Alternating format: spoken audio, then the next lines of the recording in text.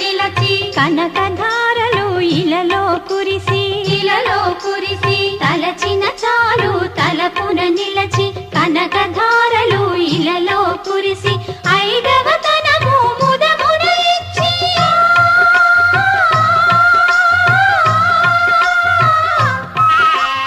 ఐదవతనము ముదమున ఇచ్చి అతివల మనసున నిలచిన తల్లి సౌభాగ్య లక్ష్మీ రామమ్మ మమ్మేలు జనని సౌభాగ్య లక్ష్మీ రామమ్మ.